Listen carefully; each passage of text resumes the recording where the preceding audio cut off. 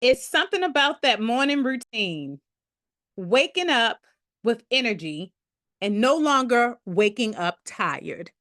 If you are waking up tired, then you want to stay tuned and hear the top three things, these three things that have to happen that I must do in order to wake up with my energy at 100. And y'all know my energy is typically at 100, but it's not there by accident.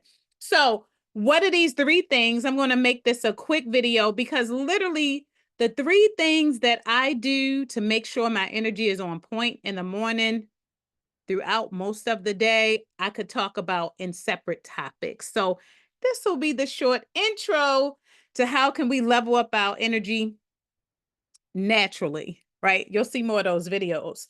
But the first thing I do, I have to make sure that before I go to bed, that my next day is planned out. So in other words, although I know there's this routine about my day, I have so many things to do, like that list that seems like it never ends, to keep it from racing in my head so I can enjoy sleep because I enjoy my 7 to 8 hours of sleep. Enjoy it. I'm in bed by 9:30. 10 o'clock is late. You know, some nights I have to stay up a little later, but for the most part, I'm getting my 7 to 8 hours, which I know supports my energy in the morning. But I'm talking about mental energy here. So, in order for me to enjoy a good night's sleep and wake up refreshed, I have to put my mind at ease with what the next day has in store for me in terms of task and responsibilities. So, I'm getting that out of the way and out of my head. I'm just going back, checking my calendar, checking my calendar on a phone, making sure I'm not missing anything. If it's a written planner, my written planner, I'll go in, maybe take a few notes, and then that is done. It's out the way so I can enjoy sleep and wake up without being in a panic with those thoughts soon as you wake up running through your head. What do you have to do next? Second, this is hard. I'm telling you, this is hard. It can be such a challenge to wake up and not get tempted to do the scroll, right? My alarm wakes me up. So, of course, I have to tap it. I can touch it from the side to stop it from making all of that noise. But I promise you, the mornings where I am at my best self, where my energy level is where it needs to be, is when I don't weigh it down with device overload, the stimuli from this, the ability to keep this as far away and leave it alone, because I know that even with good intentions, if I say, what if I got a text overnight? Well, if it was a text, that means it was not urgent because I would have gotten a call. On mornings that I know I need to have my A game on, I'm trying my best to not touch this until it is absolutely necessary, which is after I've worked out, I've cleaned myself up, I've eaten my breakfast. I need at least a good 30 minutes from the time that I wake up to not touch this because it's going to throw me off course, and before I know it, I'm just scrolling the feed. So if you know that could be you, one thing to not let some of your that mental energy leave you is number two, keep that phone down. Detox a little bit in the morning. And third, I know you thought I was going to say exercise. I'm going to save that for another video. When I first get up, I already have water at the side of my bed, a bottled water, room temperature. Doesn't have to be room temperature if that's not your vibe. But my bottle of water is right there at the side of my bed, waiting for me to shower my organs.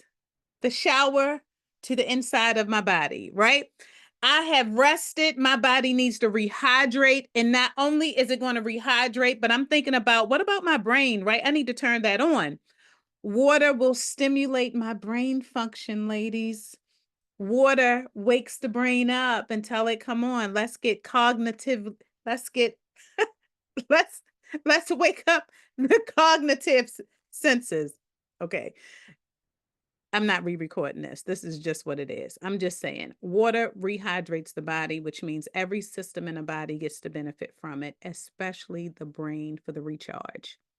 Water can also get the metabolism ready for the changes you want to take place for the day.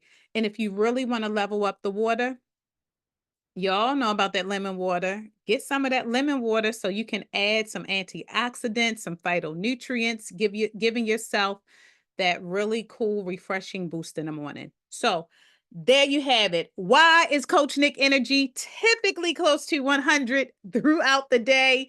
It starts the night before by preparing my mind to be able to relax and enjoy the wind down of what sleep does so that I can wake up not in a panic with that to-do list running through my head.